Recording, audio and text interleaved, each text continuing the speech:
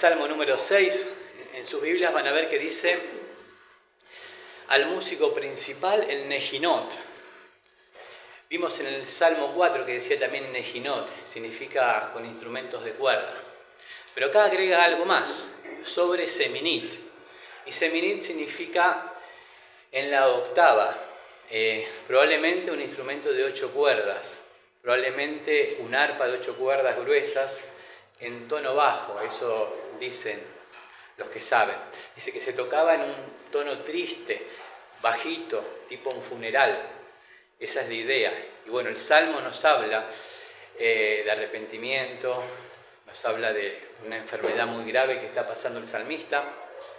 El contexto histórico, la Biblia no lo dice, pero hay 3 teorías que siguen el mismo contexto del 4 y probablemente del 5, huyendo de Absalón, su hijo, o después de haber pecado con Betsabé. O tal vez lo que sí es claro, que está pasando una enfermedad grave, este salmista, David, y que está llorando mucho en momento de mucha angustia y sufrimiento. Eso que sin duda que es así. Un salmo como en el Salmo 51, seguramente todos los cristianos o alguna vez nos identificamos. El primero de los salmos penitenciales, se lo clasifica como un salmo penitencial, el primero, como el 51, un salmo de arrepentimiento y dolor. El salmo acá titula la Reina Valera, oración pidiendo misericordia en tiempos de prueba. También se dijo un canto grave y solemne para humillación, un canto de arrepentimiento. El grito de David cuando está quebrantado por la enfermedad y la culpa. Como decía, un salmo que todos los cristianos de alguna manera lo vivimos alguna vez, cuando nos convertimos, que despertamos esa condición de pecadores, vimos nuestra incapacidad de salvarnos y clamamos a Dios por misericordia. Contemplamos a ese Dios santo y vimos nuestra condición. Y hermanos, y también muchas veces este salmo lo volvemos a vivir cuando caemos en pecado y descuidamos nuestra relación con Dios. Vamos a la lectura del salmo. Jehová, no me reprendas en tu enojo, ni me castigues con tu ira. Ten misericordia de mí, oh Jehová, porque estoy enfermo. Sáname, oh Jehová, porque mis huesos se estremecen. Mi alma también está muy turbada, y tú, Jehová, ¿hasta cuándo? Vuélvete, oh Jehová, libra mi alma, sálvame por tu misericordia, porque en la muerte no hay memoria de ti. En el Seol, ¿quién te alabará? Me he consumido a fuerzas de gemir, todas las noches inundo de llanto mi lecho, riego mi cama con lágrimas, mis ojos están gastados de sufrir, se han envejecido a causa de todos mis angustiadores. Apartaos de mí, todos los hacedores de iniquidad, porque Jehová ha oído la voz de mi lloro. Jehová ha oído mi ruego, ha recibido Jehová mi oración. Se avergonzarán y se turbarán mucho todos mis enemigos. Se volverán y serán avergonzados de repente. Oramos, Señor, te damos gracias, Señor, por este salmo, Señor, por tu palabra, Señor. Así como el salmista, rogamos que tengas misericordia de nosotros, Señor, que reveles a Cristo en nuestros corazones, en su nombre precioso. Amén. Empieza el salmo, Jehová, no me reprendas en tu enojo, ni me castigues con tu ira. El salmista no dice al Señor que no lo castigue, sí dice que no lo haga en su enojo, enojado, con su ira. Y él da por entendido de que el castigo, que la disciplina viene de Dios, no que puede venir de otra persona. Y él no quiere escapar de la disciplina de Dios, porque sabe que su disciplina es para su bien. Él viene a Dios como un niño que va a su papá después de haber hecho una macana, ¿no? Y le dice, papá, ¿sabés? Yo sé que vos me amás, pero que me vas a disciplinar porque lo merezco, pero no lo hagas tanto, tan enojado. Esa es la idea. Dice, ten misericordia de mí. Verso 2. Oh Jehová, porque estoy enfermo. Sáname porque mis huesos se estremecen. Él reconoce que viene el Señor y pide misericordia. Él nunca se ve con Dios como alguien que tiene algo de justicia, algo para ganarse el favor de Dios. Él acude a la misericordia. Dice otra versión, ten compasión de mí porque estoy débil, estoy debilitado, estoy enfermo. Esa es la idea. Podemos ver a un incrédulo que cuando le pasa algo malo dice, ¿esto por qué me pasa a mí si yo no le hago mal a nadie? Y se entregan a quejas pecaminosas en vez de reconocer que si nos pasan cosas, seguramente tenemos que analizarnos porque seguramente en algo fallamos, que no somos tan buenos como creemos, que nos equivocamos, porque todos nos equivocamos. Si merecemos algo de Dios, creo que si Dios nos diera lo que merecemos, estaríamos todos en grandes problemas. Así que David no simplemente atribuye a Dios las aflicciones que ahora está sufriendo, sino que las reconoce como la justa recompensa de sus pecados, comenta Calvino. Así que el salmista siempre se ve necesitado de la misericordia del Señor. Sus huesos se estremecen. Ahí de la idea de que estaba temblando, por eso decimos que estaba pasando una enfermedad, porque está en una manera tembloroso, sufriendo. Job dice en 5:18, porque él es quien hace la llaga y Él la vendará, Él la hiere y sus manos la cubran. Hasta Job entendía que lo bueno y lo malo viene de Dios, pero es para el bien del creyente. Oseas 6:1 dice, venid y volvamos a Jehová, porque Él arrebató y nos curará, hirió y nos vendará. Qué interesante, ¿no? Hemos escuchado a hermanos buen intencionados que frente a la aflicción o alguna enfermedad de algún otro hermano, quieren consolarlos con palabras tal vez de aliento, diciéndole, no, esto no te lo envió Dios, esto es del diablo, esto es por causa de las personas.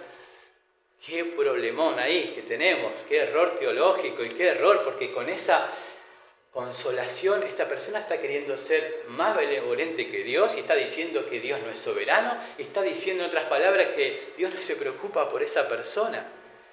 Debemos tener cuidado, hermanos, cuando damos consejos así. Siempre deben ser en la palabra de Dios. Por supuesto, cuando un hermano está mal, enfermo, en una aflicción, debemos acompañarlo, escucharlo, prestar oídos, prestar más oído que hablar. Cuando aconsejamos sabiamente en amor, sea la palabra de Dios y no nuestras palabras. A veces nos interponemos en la disciplina del Señor y eso es muy peligroso. Verso 3. Mi alma también está muy turbada, y tú, Jehová, ¿hasta cuándo? ¿Hasta cuándo? Mi alma está turbada, ¿hasta cuándo vas a seguir disciplinándome? ¿Hasta cuándo va a seguir esta enfermedad, este dolor, este pecado que me abruma, que me turba? Qué interesante, ¿no? Que lo que fácilmente se sana, no se evita mucho.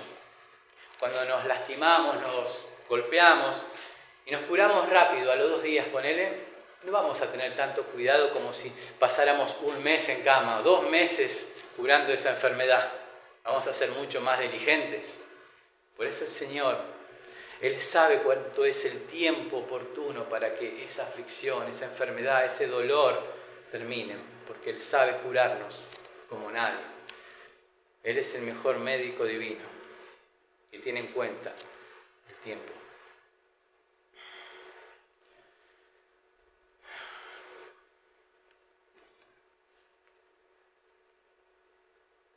Interesante, decía Spurgeon de esto. Los israelitas permanecieron en Egipto hasta que completaron el número de 430 años. José estuvo 3 años y algo más en la cárcel, hasta que llegó el tiempo designado por su liberación. Los judíos permanecieron 70 años en Babilonia. Dios conoce, decía, el tiempo conveniente para nuestra humillación y nuestra exaltación. Verso 4. Vuélvete, oh Jehová, libra mi alma. Sálvame por tu misericordia. Zacarías 1:3 dice, volveos a mí, dice Jehová de los ejércitos, y yo me volveré a vosotros, ha dicho Jehová de los ejércitos. Esa es la idea. Jehová, hazme volver a ti. Verso 5, porque en la muerte no hay memoria de ti, en el Seol, ¿quién te alabará? La idea es en el infierno, ¿quién te alabará? O en la muerte, ahí cuando muera. La idea es que le pide él, dice, Señor, tal vez tú me creaste para honrarte, tú me ungiste como rey para bendecir a tu pueblo, para darte alabanza, y así como estoy ahora no lo puedo hacer. Levántame para que te alabe. Y así nosotros como cristianos podemos decir frente a una aflicción, frente a un problema grande que nos impide alabar al Señor, nos impide honrarle como es debido. Señor, ¿hasta cuándo? En la muerte ya no podré alabarte, ya no podré, es ahora cuando debo darte a conocer, cuando puedo predicar tu evangelio. Verso 6 dice, me he consumido a fuerzas de gemir. Todas las noches inundo de llanto mi lecho, riego con mi cama con mis lágrimas. Usa una exageración, una hipérbole, dice que inunda de llanto la cama de lloro. Está pasando por una situación muy difícil, llorando mucho, tal vez una depresión profunda, lo que sí que está sufriendo mucho el salmista. Una profunda miseria nos muestra el salmista. Y es 1000 veces preferible un cristiano llorando que un cristiano que está riendo con el pecado.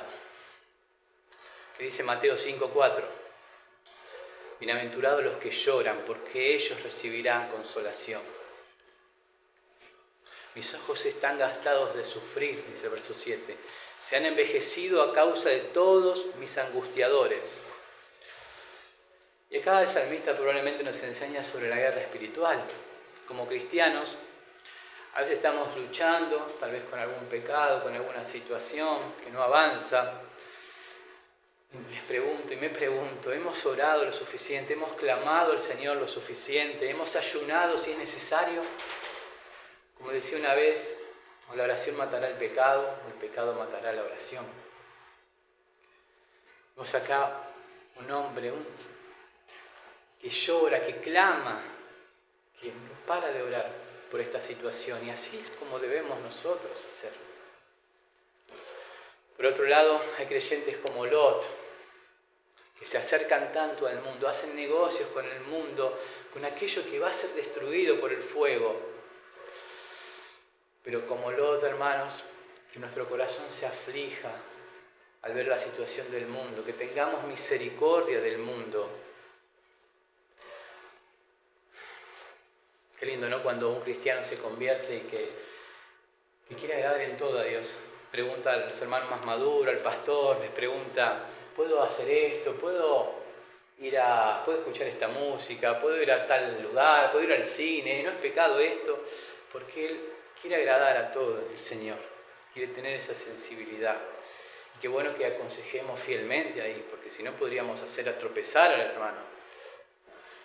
Así que cuando la palabra de Dios es fielmente declarada, no mires al predicador, no mires a esa persona que la declara, porque si es fielmente declarada la palabra de Dios, es como si Dios hablara a tu corazón, y está en tu responsabilidad hacer caso o no.